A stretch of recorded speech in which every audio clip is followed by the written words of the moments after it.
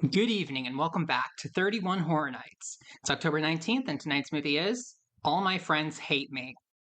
I was watching a YouTube video, it was like one of those really long video essays about horror movies that use social anxiety as like an integral part of its plot and its horror. And I was finding myself enjoying the video and agreeing with the points being made. And then at the very end, the video maker said that this film was, I don't remember if it was the definitive social anxiety horror movie or the best social anxiety horror movie, but either way, I thought, well, Horror Nights isn't far off. I'll just save it for then. And the time has come for me to watch this movie myself. This is a horror comedy. And from what I can tell, the idea is there's this one friend who I guess is thrown like a birthday party or something by a bunch of his old college friends. And he can't tell if they're pranking him in a really dark way or if something really bad is about to happen to him. And I guess the whole thing is like the interplay of wondering, am I being paranoid? Am I reading too much into this? Am I going to seem like ungrateful if I question this too much? I have social anxiety, so I want to see how much of this movie I can relate to. It really is crazy the way that the human brain can work.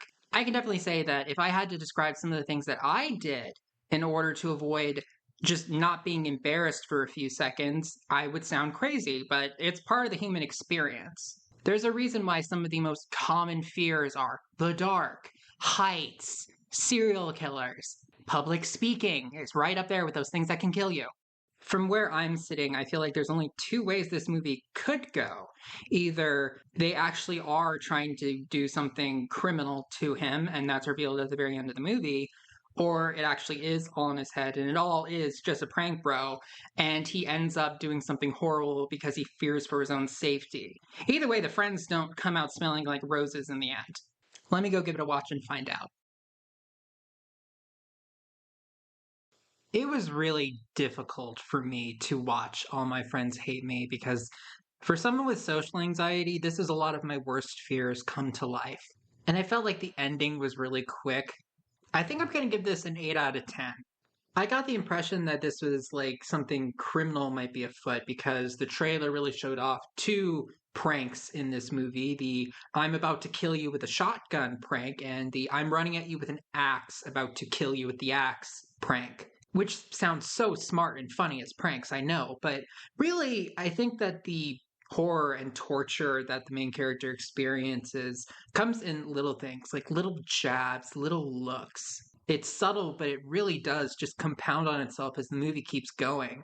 And it's just the idea that everybody else is in on something that you're not. Like they're all just talking about you or laughing at you behind your back because you're not on their level. And you know these feelings aren't rational, but you still feel them anyway, and you can't stop that. And you know you could never tell anybody about this because it would sound like you are just a delusional, self centered nutcase.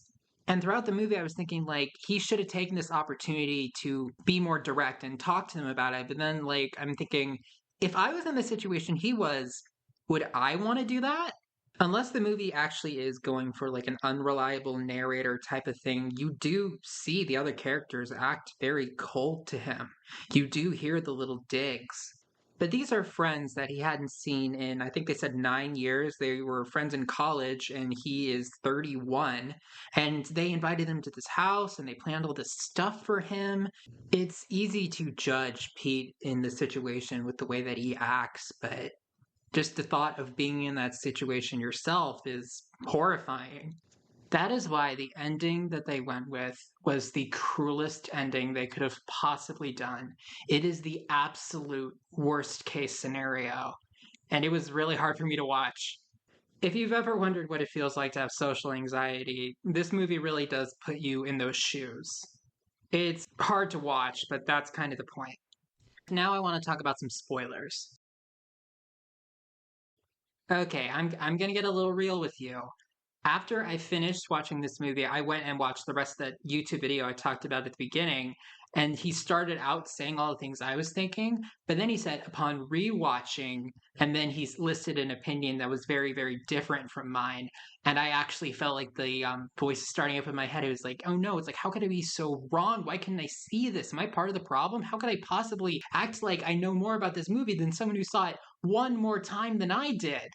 The fact that two people can watch the same thing and have completely different interpretations of it is part of what makes social interaction feel like a minefield. I was very quick to take Pete's side in this situation because he was the main character and I could relate to him in a lot of ways. In the movie, Pete really seemed to hone in on this one character, Harry, and apparently it's a tradition in this group that whenever they have this really big party, they invite some random person to do it with them. And that is just such a dumb, bad, weird idea. I don't even know where to start. But Harry, who his friends claim are just some random guy that they met at the bar, keeps doing those like little dicks and seems to enjoy making Pete feel uncomfortable. In fact, on his first night, what happens, I think, does qualify as sexual harassment. He also keeps pulling out this tiny little notebook and writing stuff down after Pete says something about himself. Pete really like honed in on Harry, but really it was all of them. They all act cold and distant and dismissive towards him, but if I had to guess, I would feel like he is more inclined to explain away their behaviors in his head because he sees them as friends. But this new guy who's never met before is like, what's his deal? What is he doing? And even though Pete is quick to excuse their actions, I'm not. And let me just lay this out right now. If your friends ever pressure you to do hard drugs, they are not your friends, full stop. But anyway, like going back to the movie in general, it's like this feedback loop of him feeling like he's not able to have fun because he wonders what's going on. And also the feeling that he's making it worse for everybody else around him because he's not having fun and they set this all up for him. And they keep treating him coldly and he's wondering what he did or if they're actually just coming at him for no reason. And it all culminates into the final surprise for his birthday. Because remember, this was a party that they threw for him. They got a local guy, and the new guy, Harry, he was the one who wrote all these jokes. He would do this really mean spirited impression of him and make fun of him. And everybody else in the room, including his fiance or soon to be fiance, he said that he wanted to propose, are all like eating it up. They're all laughing. But the thing is, I've never like seen a comedy roast. I've never taken part in one, but especially since he did not ask for this, the moment they saw that he wasn't laughing with them, he wasn't okay with this, his feelings were actually getting hurt, they should have stopped it. And then it all culminates with him feeling like he figured out who Harry was and he spilled out a very dark secret of his in front of everybody. And everyone after that is just like, what are you talking about? Like, calm down. It's not that serious, dude. And he loses his mind. And then they say what I was referring to, and I was talking about the absolute worst case scenario. No, it's only you. You're the problem. You're the one making this hard for everybody else. Why are you so self centered? The world does not revolve around you and your charity work. You keep trying to talk about that. You never even ask about me. And I know the character who said that, maybe the reason why he didn't do that is because the first time they were alone together, she said, yeah, you need to get better. You've been acting kind of crap. And then the moment where his world is just completely crushed, falling apart. He's doubting everything about himself. Harry, or they reveal his secret name, is Plank. He puts one last dig in, and I don't remember what it was, but I do remember it being just mean, and he loses it. He grabs a vase and throws it at his head. And apparently, this results in, at the very least, an injury. I don't think it's a death. We don't know the specifics, though. When he's throwing it, he also calls Harry a slur that I'd never heard before. Apparently, it's a UK thing. And while he's in the car going home, he's with his fiance or girlfriend, I guess, because he hadn't formally proposed. He did tell her that he wanted to, and they said, we'll talk about this later. He said, after everything you saw, if you didn't want to marry me, I would understand. And he asked, do you still want to marry me? And then she said no. And then he looks heartbroken. And then, like 30 seconds later, she says, I was kidding. And then she ends the movie with the worst line possible.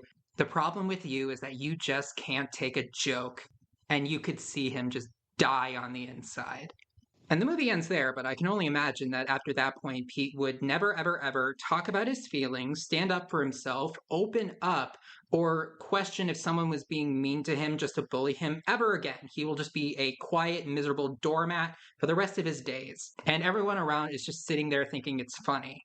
The guy who made that YouTube video essay I was talking about, he was saying on second viewings, he could see that, yeah, no, Pete was acting strange. He was acting a little aloof. He did sort of look down on the things they do and act holier than thou about his charity work. And I mean, I don't really agree with that. I can admit he probably was acting strange. He probably was acting off putting, but things that a friend would do is notice that and not just assume that he's being a dick for no reason and just ask him what's going on.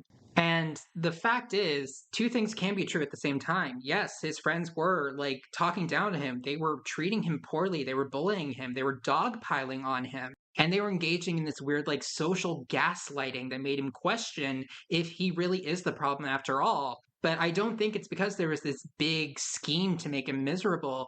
They were just these little things that they didn't even know they were doing. They didn't even, like, think of it as a problem. And when Pete tried to tell them that, they got defensive and they flipped it back on him. It would have been so easy if this all was actually just some grand scheme they cooked up because they hated him because of something he did or whatever. But the reality is a lot less cut and dry, a lot less simple, and a lot harder to accept.